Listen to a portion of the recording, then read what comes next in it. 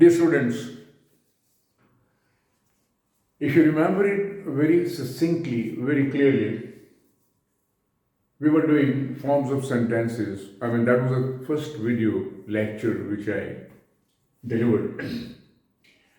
And I was doing closed questions with you. I explained what exactly we mean by closed questions in short, in a very simple answer. Closed questions are those which start with a helping verb. There are a number of helping verbs, as you know, starting with do, does, can, could, will, shall, has, have, had. I'll give you a list of helping verbs later on. Any sentence which starts with a helping verb is a closed question because it is a yes, no answer question. If I take you back, first we started with open questions, starting with WH words. I gave you a list of WH words. Then, number 2, closed questions. They are called closed questions because they are not full sentence answer questions, sentences. They are yes no answer sentences. By yes no answer sentences, you have to answer in yes or in no. Normally, it's our habit. We forget to say yes or no. I'll give you an example.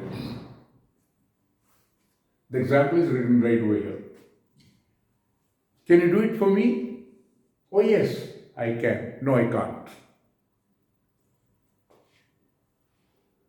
If you listen to me properly, can you do it for me? Oh, yes, I can. हाँ, कर सकता हूँ. No, I can't. Short. I'm not using any action verb or main verb or principal verb. I'm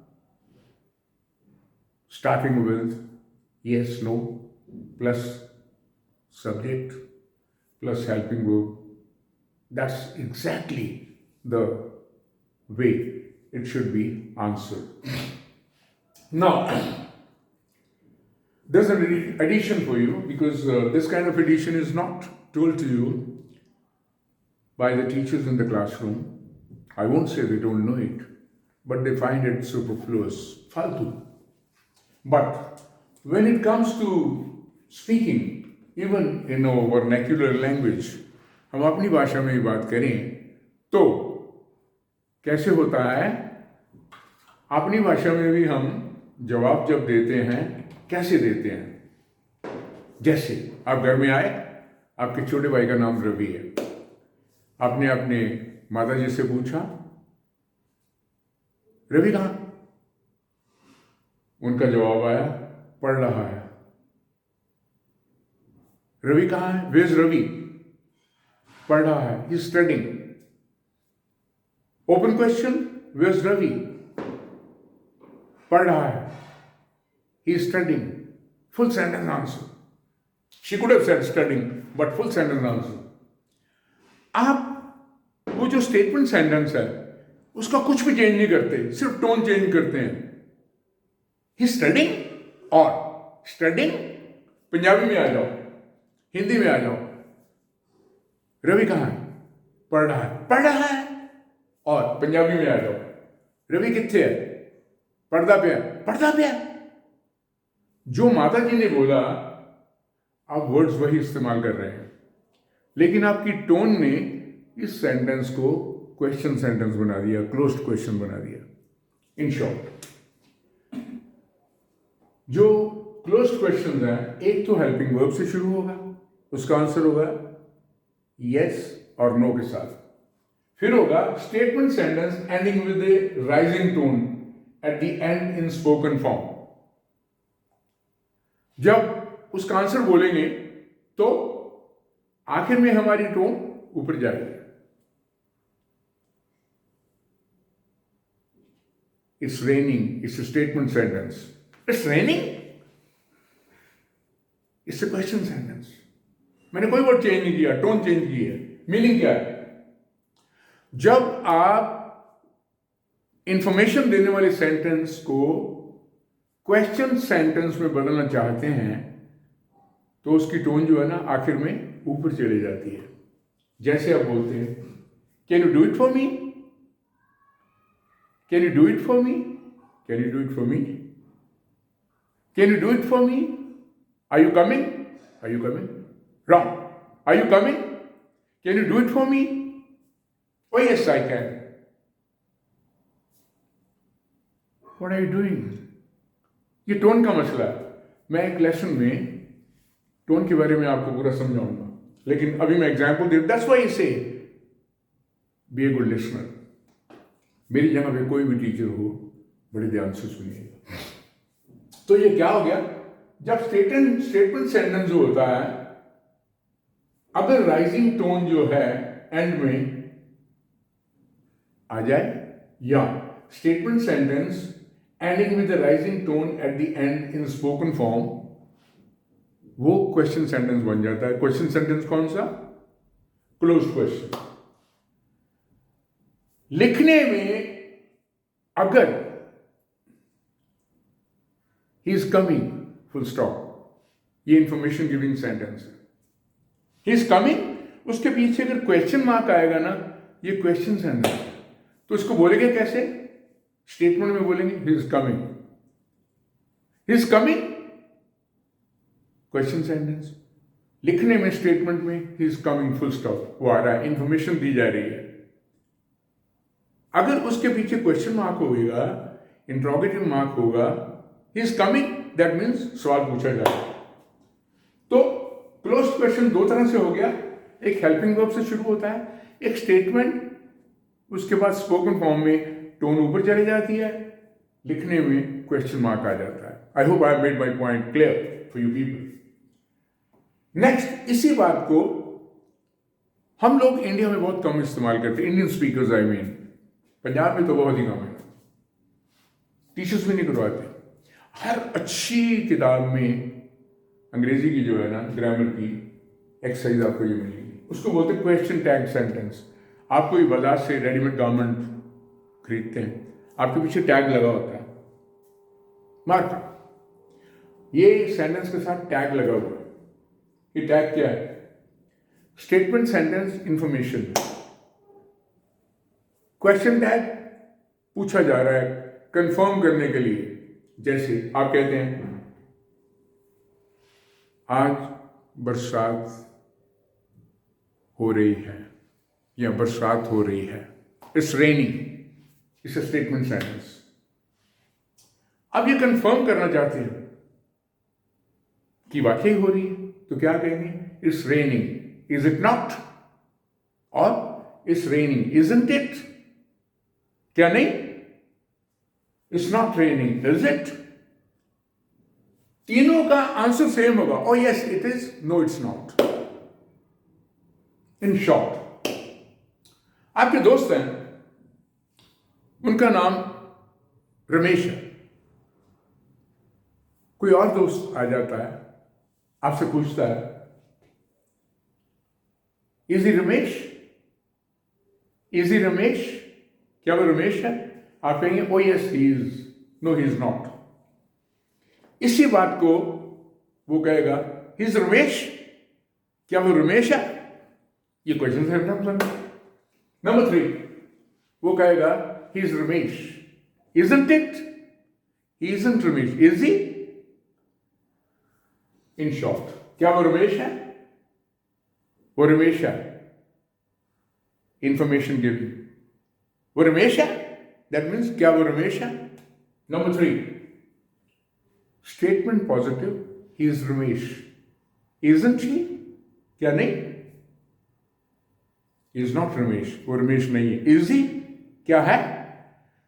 तो meaning क्या निकला? Closed question जो होता है 3 तरह से बनता है, लिखने में भी और बोलने में भी। और बोलने का तरीका आपका ठीक होना चाहिए। ओपन क्वेश्चन एक ही तरह से, उसका पूरा जवाब आएगा, पूरा सेंटेंस लिखने में भी और बोलने में भी। नीचे क्लोज्ड क्वेश्चन 3 तरह से होगा। हेल्पिंग वर्ब से शुरू होगा। स्टेटमेंट सेंटेंस लिखने में क्वेश्चन मार्क आखिर में आ जाएगा।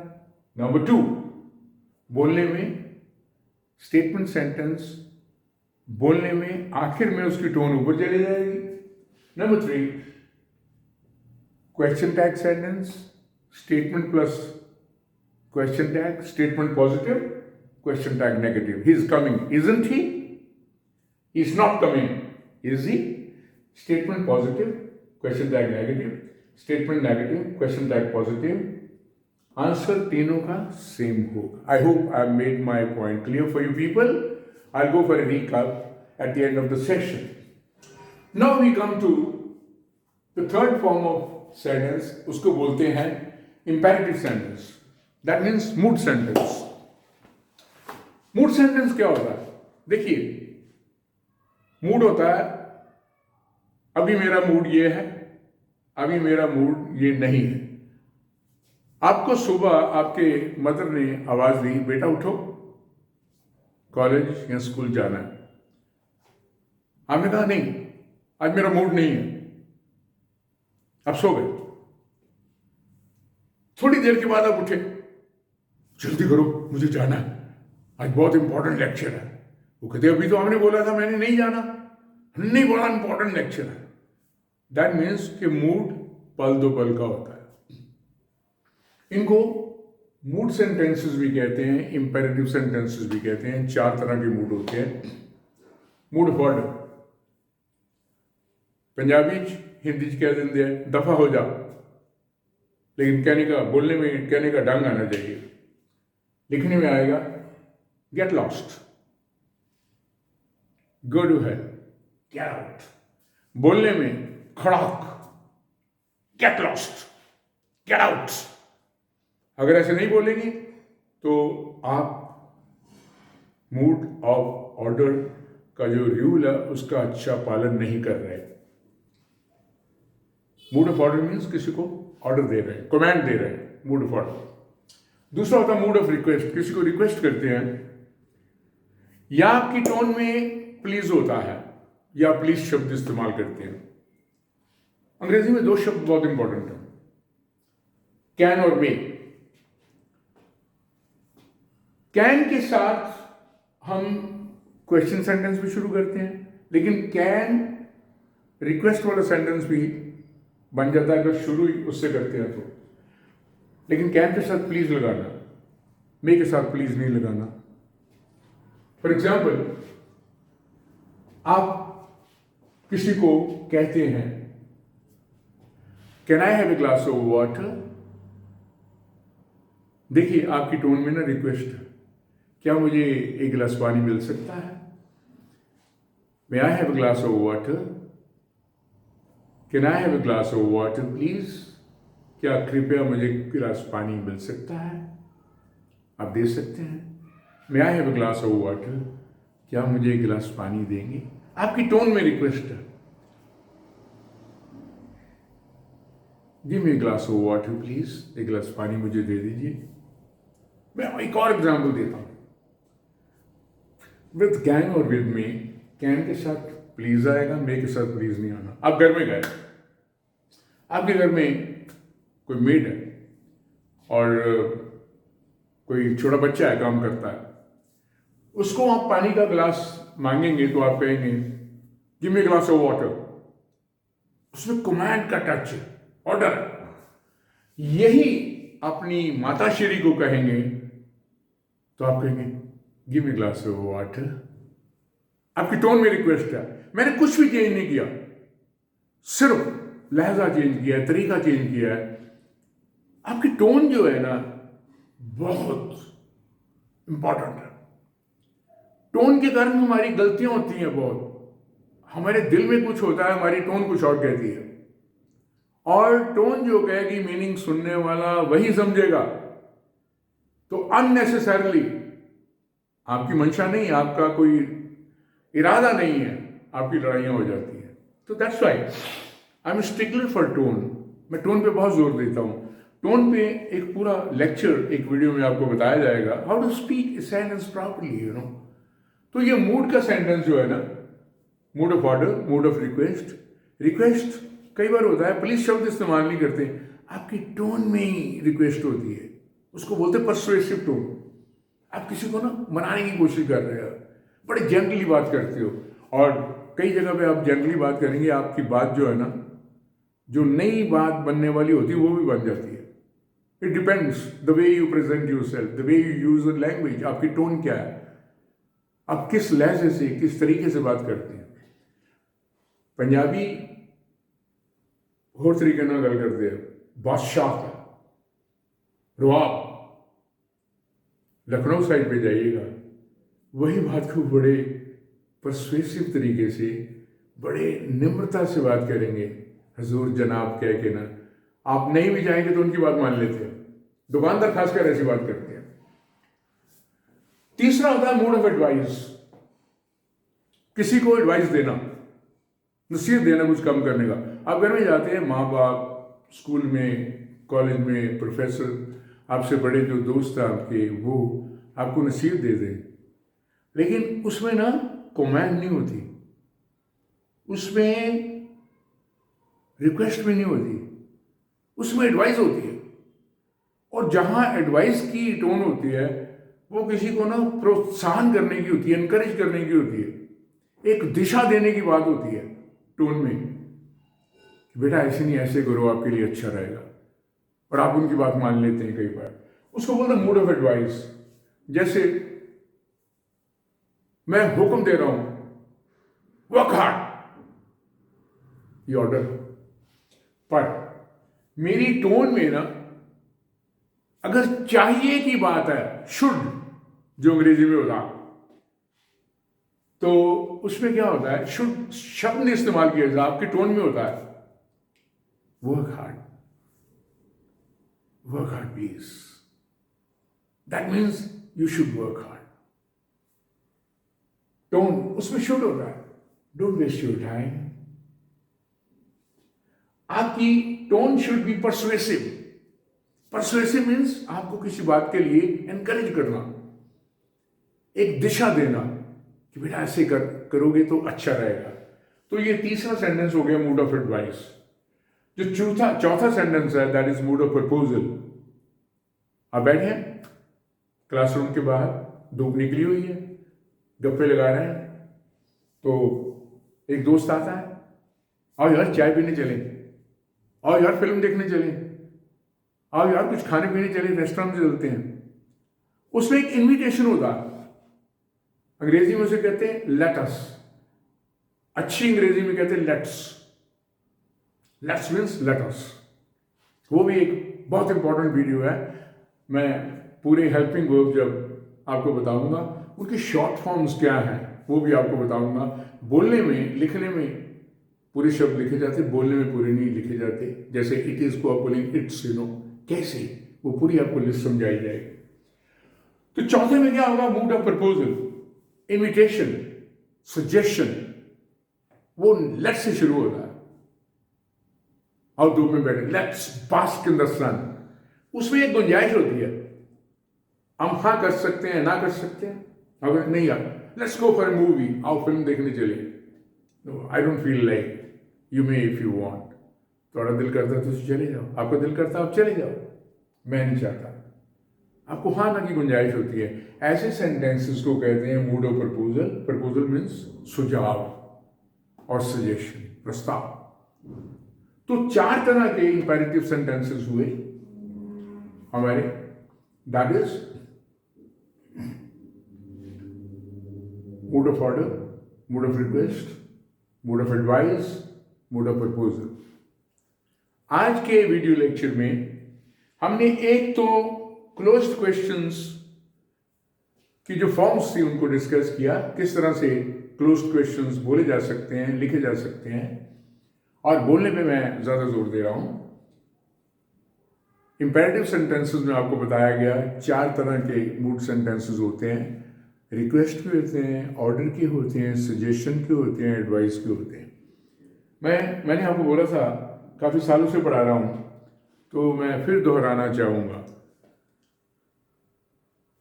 आज से 30-40 साल पहले बहुत ही पंजाबी बच्चे जो गांव से, शहर से बहुत कम, बहुत ही गाँव से गए अमेरिका या ऑस्ट्रेलिया या कनाडा चले गए, वहाँ जाके मेहनत की, वेल सेट हो गए, पढ़ाई भी की, तो उन्होंने अपने माँ बाप को भी वहाँ बुला लिया। अब माँ बाप पढ़े लिखे नहीं थे, वहाँ रहते हैं, गुरुद्वारे भी जाते हैं, मंदिर भी जाते हैं। अब उनको अंग्रेजी बोलना आ गया, ना पढ़ना आता ना लिखना आता। I have come cross many of them, जब वो आते हैं बातचीत करते हैं, they speak very good English. इससे बात क्या बनी? बात ये बनी, हमें सीखने को क्या मिलता है? They are very good listeners. वो बहुत अच्छे लिसनर्स हैं। बच्चे जब बोलते हैं वो पिकअप कर लेते हैं और उनकी तरह बोलना शुरू कर देते हैं। पढ़ना नहीं आता, लिखना नहीं आता, बोलना आता है। दैट मीन्स, मैंने शुरू में पहले लेक्चर में कहा था, if you want to learn how to speak well, listen, listen, listen. If you want to learn how to write well, read, read, read. Another example for you people. अब बॉम्बे जाइए, बॉम्बे में साउथ से आपको आए हुए, ईस्ट से आए हुए, नॉर्थ ईस्ट से काफ़ी बच्चे मिल जाएंगे। कोई 12 साल का, कोई 13 साल का, कोई 10 साल का। वो छोटी छोटी दुकानों पे काम करते हैं, खासकर बहुत ही चाय की दुकान पे काम करते हैं। I was shocked. एक दुकान में मैं जाया करता था अक्सर चाय पीने। 2-3 बच्चे थे, वो हिंदी में भी बात करते थे, पंजाबी में भी करते थे, अंग्रेजी में भी करते थे, तेलुगु में भी करते थे, तमिल में भी करते थे। मैंने पूछा, भाई आप इतनी भाषा कैसे बोल लेते हो? कहता जी पढ़ना लिखना नहीं आता। ग्राहक आता है जो बोलता है तो हम समझ जाते हैं उसको क्या चाहिए, उसकी प्रैक्टिस करते हैं। तो मुझे एग्जाम्पल मिल गई, they are very good listeners. मैं क्यों ये बात बता रहा हूं आपको? इसलिए आप कहीं भी, whether you go to a temple or you go to a gurudwara, you go to a market, you are traveling by train, by bus, कहीं भी आपको कोई अच्छा अंग्रेजी बोलने वाला मिल जाता है, उसको सुनिएगा, भाई मैं कैसे बोलता हूँ, ये कैसे बोलता है। या वो आपसे बेहतर बोलता है या आपसे कमतर बोलता है, आप जैसा नहीं बोलता। अगर लगता है आपको कि आपसे बेहतर बोल रहा है तो कोशिश कीजिएगा, आके प्रैक्टिस करें। I am telling you very honestly, I was in hostel for 2 years। हम भी यहाँ से गए थे और अमृतसर से गए थे, तो हमें अंग्रेजी बोलनी आती थी, अपने को बड़ा मान था। लेकिन मुझे लगा ये हमसे बेहतर बोलते हैं, तो मैंने ढूंढा कहाँ बेहतर बोलते हैं। हाँ यार, नोट करता गया, ये शब्द सेंटेंस में ना इन्होंने बोला है ना, इस पे जोर नहीं दिया, इस पे जोर दिया है, इसको आहिस्ता बोला, इसको ऊपर बोला है। तो हमने प्रैक्टिस करनी शुरू कर दी। हमारे वही दोस्त जो कहते थे यार थोड़ी प्रैक्टिस किया करो, वो कहते यार तू केड़े स्कूल का पढ़ा हुआ है? मैं कह रहा मैं यार एवरी स्कूल का पढ़ा हूँ। नहीं यार, you speak very good English. तो बड़े मजाक बने, हंसते रहे हम लोग। मैंने कहा यार आप मेरे आदर्श हो, आपको सुनता हूँ तो मैं बोलता हूँ। Plus I had wonderful teachers, I had wonderful listening habits. I had wonderful reading habits. वो आज तक बरकरार हैं। आप कोशिश कीजिए, nothing is impossible for you people. If you're a good listener, if you know the rules, I'll help you. And you'll find it better and easy, rather easier to become better speakers of English language. As a recap, today we have done closed questions more elaborately, and then we have done imperative sentences called mood sentences. Tomorrow or day after tomorrow, when I come out with my next video, I shall be taking the next 2 forms of sentences. I do hope I made my point clear and you found it easy to understand what I've been trying to explain to you in a very detailed manner. All the best. Have a good time. Thank you.